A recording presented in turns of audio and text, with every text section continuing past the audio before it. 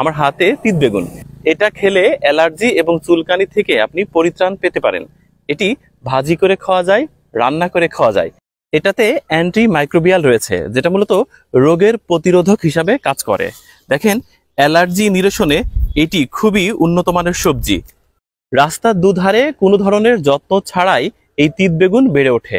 তিত বেগুন গাছ থেকে তিত বেগুন সংগ্রহ করবেন, তারপর এই অংশটুকু অর্থাৎ মূল এই বেগুনের অংশটুকু মাঝখান থেকে চিরে ভাজি করে খেতে পারেন। সেটা অল্প তেলে ভাজি করতে হবে কিংবা ভর্তা করতে হবে। আমি নিজেও একাধিকবার খেয়েছি। এটা সত্যিকার অর্থেই ঔষধি গুণ সম্পন্ন একটি খাবার। শুধু এটাই না, পেটের পীড়া সংক্রান্ত সমস্যা দূর করে, আলসার থাকলে সেটাও সারিয়ে তোলে, ফ্যাটি লিভারের জন্য কাজ করে, হজম শক্তি ত্বরান্বিত করে। বেগুন গাছের মতো দেখতে আর কাঁটা বিশিষ্ট এই ছোট ছোট ফলগুলোকে বলা হয় তিত বেগুন। এটা অনেক ঔষধি গুণ সম্পন্ন। সৃষ্টিকর্তা সব রোগের প্রতিকার এই প্রকৃতিতেই দিয়ে রেখেছেন, শুধুমাত্র আপনাকে খুঁজতে হবে আর যেটা খাওয়ার উপযোগী সেটা আপনাকে খাবার হিসেবে গ্রহণ করতে হবে।